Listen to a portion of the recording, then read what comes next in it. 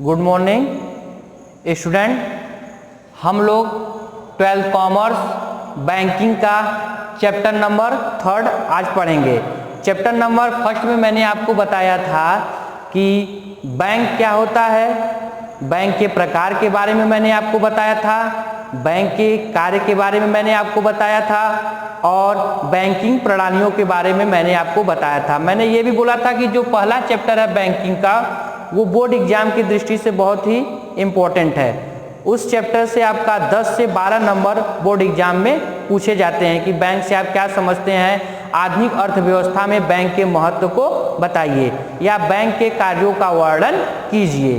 इसके बाद जो दूसरा चैप्टर मैंने आपको पढ़ाया था उस चैप्टर में मैंने बैंकिंग कार्य प्रणाली मीन्स आप पहले चैप्टर में भी पढ़े थे कि बैंकिंग प्रणाली में इकाई बैंकिंग प्रणाली और शाखा बैंकिंग प्रणाली होती है। आपके बोर्ड एग्जाम में क्वेश्चन आ सकता है कि बैंकिंग प्रणाली से आप क्या समझते हैं, आधुनिक अर्थव्यवस्था में कौन सी प्रणाली सबसे सर्वश्रेष्ठ मानी जाती है।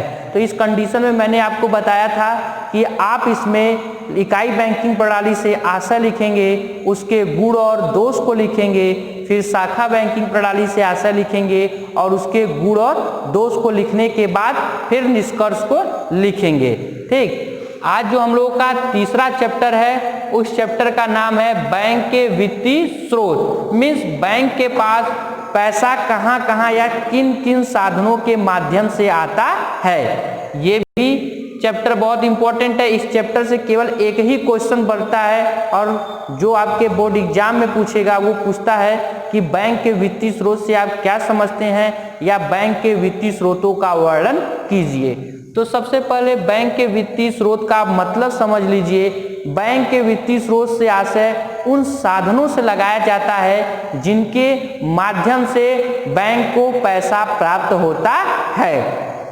फॉर एग्जाम्पल के लिए जैसे हम लोगों को पैसा कहाँ से मिलता है, तो हम लोग कई प्रकार के बिजनेस या जॉब करते हैं। उसी तरह जो बैंक होती है, बैंक को भी पैसा कहाँ से प्राप्त होता है, तो उसके कई सारे साधन हैं। तो बैंक के जो वित्तीय स्रोत हैं वो निम्नलिखित हैं। इसमें आपको केवल 5 हेडिंग लिखना है, उसके बाद आपको निष्कर्ष लिखना है। जो पहला है अंश पूंजी मीन्स अंशों द्वारा या उसको हम लोग बोल सकते हैं अंशों का निर्गमन करके।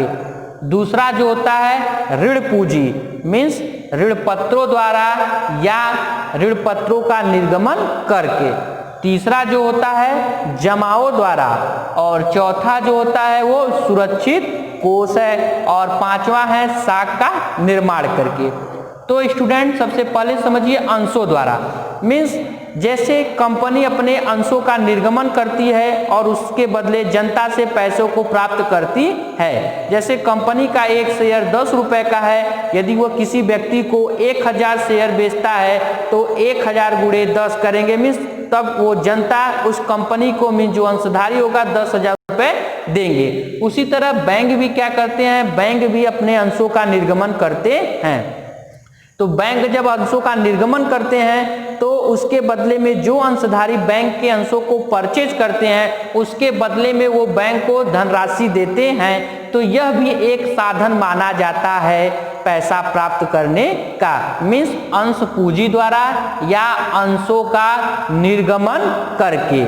दूसरा जो होता है ऋण पूंजी मीन्स ऋण पत्रों द्वारा या ऋण पत्रों का निर्गमन करके। मीन्स यही कंडीशन शेयर के ही द्वारा जैसा है वैसे ऋण पत्रों द्वारा है। मीन्स जो बैंक रहते हैं अपने ऋण पत्रों को मीन्स ऋण पत्रों को निर्गमन करके भी पैसा प्राप्त करते हैं। अंश पूंजी में उनका स्वामित्व होता है जबकि ऋण पूंजी में वह ऋण के रूप में मांगते हैं। मीन्स जो व्यक्ति बैंकों के ऋण पत्रों को क्रय करते हैं उन्हें ऋण पत्रधारी कहते हैं। मीन्स जो ऋण पत्रों को लेते हैं मीन्स ऋण पत्रों का निर्गमन करके भी बैंक पैसों को प्राप्त करती है, वह भी इसके इनकम का ही एक स्रोत माना जाता है।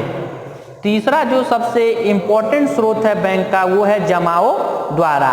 मीन्स बैंक क्या करती है, बैंक व्यक्तियों के अतिरिक्त जमाओं को अपने पास स्वीकार करके पूंजी का निर्माण करती है। हम लोग हैं या आम व्यक्ति या आम जनता, जो भी व्यक्ति होते हैं, उनके पास यदि कोई अतिरिक्त जमा हो रहती है तो वो अपने अतिरिक्त मीन्स एक्स्ट्रा पैसे को बैंक में ले जाकर सुरक्षित जमा कर देते हैं। तो यह भी एक माध्यम होता है बैंक के वित्तीय स्रोत का, मीन्स जमाओं द्वारा। जो चौथा होता है वो है सुरक्षित कोष। प्रत्येक बैंकों को अनिवार्य रूप से सुरक्षित कोष के रूप में कुछ न कुछ धनराशि अपने पास रखनी पड़ती है। आप कह सकते हैं कि भारतीय बैंकिंग अधिनियम 1949 की धारा 17 के अनुसार सभी बैंकों को अपने आय का कुछ न कुछ भाग सुरक्षित कोष के रूप में रखा जाता है या भी सुरक्षित कोष के रूप में रखते हैं। तो यह भी एक साधन होता है उनके वित्तीय स्रोत का। जो लास्ट है वो है साख का निर्माण। प्रत्येक बैंक साख का निर्माण करके अपनी जो वर्किंग कैपिटल में कार्यशील पूंजी होती है उसमें वृद्धि करके भी पूंजी का निर्माण करती है। यह भी बैंक के वित्तीय स्रोत का ही एक माध्यम माना जाता है। मीन्स आपके जो बोर्ड एग्जाम है उसमें विस्तृत में क्वेश्चन पूछ सकता है 10 नंबर में कि बैंक के वित्तीय स्रोतों का संक्षेप में वर्णन कीजिए। आप उस कंडीशन में लिखेंगे कि बैंक के वित्तीय स्रोत निम्नलिखित हैं। पहले आप पांचों हेडिंग को लिखेंगे। हमने यहाँ पे लिख दिया है अंशों द्वारा या अंशों का निर्गमन करके या अंश पूंजी, तीनों हेडिंग एक ही हैं। दूसरा मैंने लिखवाया ऋण पत्रों द्वारा या ऋण पत्रों का निर्गमन करके। तीसरा मैंने आपको बताया है जमाओं द्वारा, मीन्स जमा को स्वीकार करके। चौथा है सुरक्षित कोष और पांचवा है साख का निर्माण। इसके बाद आप निष्कर्ष के रूप में भी लिखेंगे, तब आपका ये पूरा क्वेश्चन क्या हो जाएगा, कंप्लीट हो जाएगा। आपके जो इस चैप्टर में जो चैप्टर का नाम था बैंक के वित्तीय स्रोत, और इससे यही एक इंपॉर्टेंट क्वेश्चन बनता है जो इस चैप्टर में आपको बता दिया गया है। ये लेसन 3 का जो इंपॉर्टेंट सबसे टॉपिक था आपको बता दिया गया है, जो कि आपके बोर्ड एग्जामिनेशन की दृष्टि से भी बहुत ही महत्वपूर्ण है।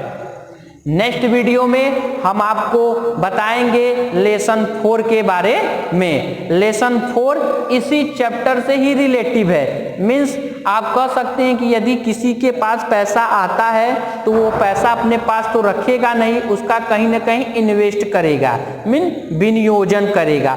तो जो हमारे चौथे चैप्टर का नाम है बैंक के धन विनियोजन की नीति। मीन्स पहले तो बैंक ने पैसा प्राप्त किया, अब बैंक उस पैसे का विनियोग कहाँ करेगा, उसी तरह उस चैप्टर का नाम पड़ गया बैंक के धन विनियोजन की नीति। तो उसके बारे में हम लोग नेक्स्ट वीडियो में चर्चा करेंगे। आज के लिए इतना ही, धन्यवाद।